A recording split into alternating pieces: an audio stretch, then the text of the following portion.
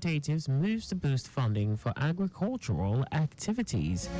On the 14th, Israeli military orders civilians to evacuate humanitarian zone in Gaza. And in sports, Nigeria's D Tigers loses to Serbia in second pre-Olympic friendly game. And now the details. I am Akan Usen. Lagos State government has stressed the need to involve and educate a greater percentage of youths in addressing some security challenges to ensure a safer and secure environment. Secretary to the state government Abimbola Saluhunde stated this during a quarterly meeting with the chairman and members of the Police Community Relations Committee. Salunde noted that the state government is doing well in the area of security and will not want anything to disrupt the peace of the state. She noted that citizens have the right to hold their leaders accountable, but this must be done in a civil manner. Salunde assured the citizens that the administration of Governor Babajide Sanwo-Olu believes in better living for residents of Lagos State and is willing to listen to the yearnings of the people. Chairman PCRC Kehinde Showemimo said there is need for advocacy by sensitizing people, especially the youths, noting that there should not be need for violence and disruption of state properties when exercising their civil rights. Also, Secretary of PCRC Frederick Thomas urged the state government to take over social media hub by promoting Lagos State activities in order to meet more people. The Lagos State Police Command has announced the postponement of a town hall meeting with the theme Enhanced Community Engagement and Participation in Fostering Peace, Security and Unity in Lagos State. Commissioner of Police in Lagos, Adegoke Fayoade, in a statement informed that the town hall meeting, originally slated for Tuesday, July 23, has been postponed to Thursday, July 25, 2024. Fayoade explained that the postponement was necessary to enable a more inclusive, comprehensive and engaging meeting, stressing that the attendance and invaluable contributions of members of the public at the meeting will be eagerly anticipated. He added that the venue remains Power Hall, Oduduwa Street, Ikeja, GRA, while the time remains 10 a.m.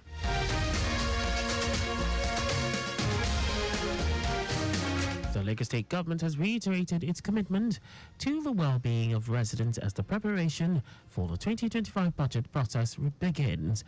Commissioner for Economic Planning and Budget, Okwe George, emphasized this while speaking on the year 2025 budget preparation process, urging residents to actively participate by attending and contributing meaningfully at the scheduled venues. George said virtual attendance has been arranged to ensure all interested members of the public can participate. He highlighted the importance of citizens' engagement in the budget process, noting that many government programs stem from yearly consultation forums. George urged residents to register for physical attendance in various areas or log in online and participate by sending an email to budget@lagostate.gov.ng to indicate interest. The Stakeholders Forum kicks off tomorrow at Eco Club in the Lagos Division. Lagos State government has pledged its commitment to provide primary school pupils with quality education supported by state-of-the-art infrastructure and learning amenities. Chairman, Lagos State Universal Basic Education Board, LASUBEB, Hakim Shitu, gave the assurance when he led an inspection to schools during the common entrance examinations on Saturday, 20th July 2024. Shitu explained that his inspection was aimed at ensuring that facilities were conducive for both learning and teaching, while commending teachers and school administrators for their dedication.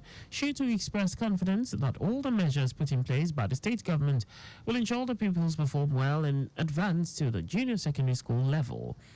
The centers visited include CMS Primary School, Idu Primary School, Bariga, Akoka Primary School, St. George Primary School, Falomo, and Tinubu Methodist School. Now to the rest of the stories.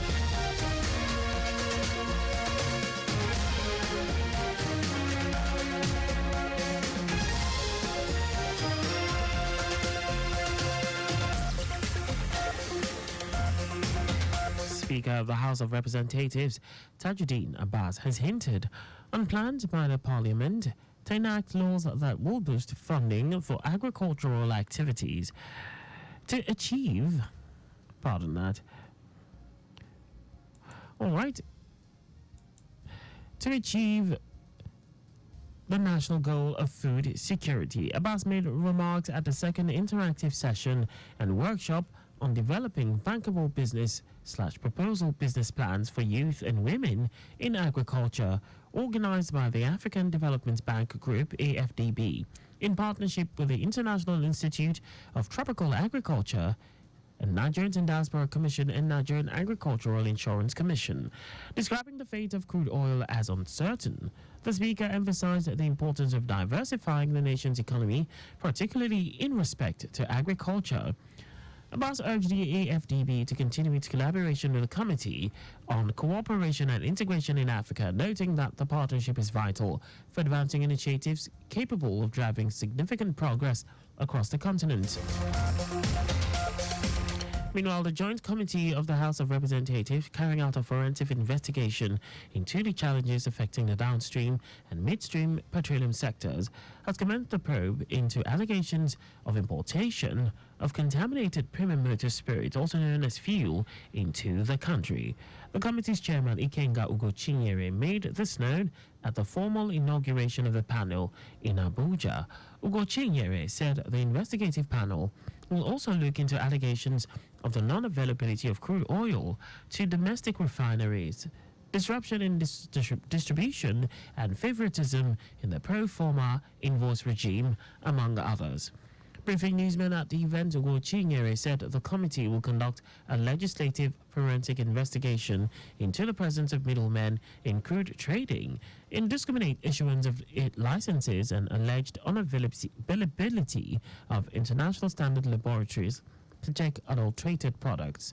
Meanwhile, the panel is set to visit petrol stations nationwide to take samples of their products for laboratory tests to ascertain their quality. The Cross River Akwa Ibom Command of the Nigeria Customs Service, NCS, has auctioned 26,626 litres of seized petrol to members of the public in Cross River State at a discounted rate of 9,000 naira per 25-litre keg. National Coordinator of Operation Whirlwind, Kehinde Ejibunu, said the exercise was in continuation of efforts to disrupt and dismantle the network of cartels and smugglers of petrol, especially in the riverine areas. Ejibunu noted that the operation was jointly coordinated by the Office of the National Security Advisor and the NCS in synergy with the Nigerian Midstream and Downstream Petroleum Regulatory Authority. He also said the auction was conducted in strict adherence to existing laws and with the approval of the Controller General of Customs, Adewale Adeniyi. Ejibunu urged members of the petrol smuggling cartels to rethink and go into legitimate businesses, adding that the NCS remains resolute in its mission to disrupt illegal trade activities. Now to foreign news. The Israeli military has ordered civilians to temporarily evacuate from parts of its designated humanitarian zone in southern Gaza ahead of what it called a forceful operation against Palestinian armed groups. The military said there had been significant terrorist activity and rocket fire from eastern neighborhoods of the city of Khan Yunis and told residents to head to the adjusted Al-Mawasi humanitarian area. Palestinians reported that the announcement was followed by intense Israeli air and military artillery strikes in and around Khan Yunis. Gaza's Hamas-run health ministry said at least 14 people, including 6 children and 4 women, had been killed. It also urged residents to donate blood at Al-Nasser Hospital in Western Khan Yunis to help treat the large number of casualties being brought to the facility. Now, sports. Nigeria's senior women's basketball team, the D Tigers, has suffered a second consecutive warm-up game defeat to Serbia in Belgrade as the team continues preparations for the 2024 Paris Olympics Games. The African champions lost 70 to 62 points to the 10th ranked country in the FIBA World Ranking. This is the team's second match ahead of the women's basketball tournament of the 2024 Olympic Games, following a 77-63 defeat to Germany at the Uber Arena in Berlin on Friday. The Nigerian team will play the final warm-up game against Japan on July 24 in Lille, France, before the start of the basketball event at the Olympics. Nigeria faces a titanic battle against Canada, Australia, and host France in Group B. And that's all for the news at 6. Slow down on road junctions, intersections, and pedestrian crossings. You can follow us and like all our various social media platforms and X, Traffic Radio 961, Facebook, Lagos Traffic Radio 96.1 FM, Instagram, Lagos Traffic Radio 961, on YouTube. Subscribe and watch us live on our channel, Traffic Radio 961. You can also visit our website on www.trafficradio961.ng.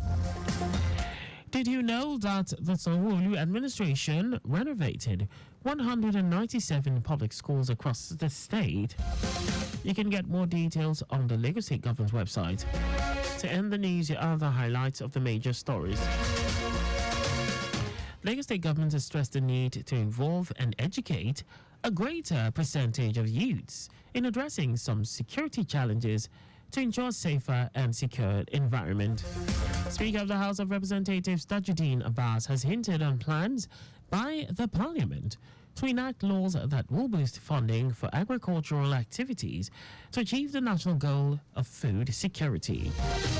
He also told you that the Israeli military has ordered civilians to temporarily evacuate from part of its designated humanitarian zone in southern Gaza, ahead of what it called a forceful operation against Palestinian armed groups. And in sports, Nigeria's senior women's basketball team, the D Tigers, has suffered a second consecutive warm-up game defeat to Serbia in Belgrade as the team continues preparations for the 2024 Paris Olympic Games. For contact with the newsroom, please send a message to info@trafficradio961.ng. And that ends the news broadcast compiled by Zainab Adibashi. I am Akan Usen. Thanks for listening and please stay safe. Good evening.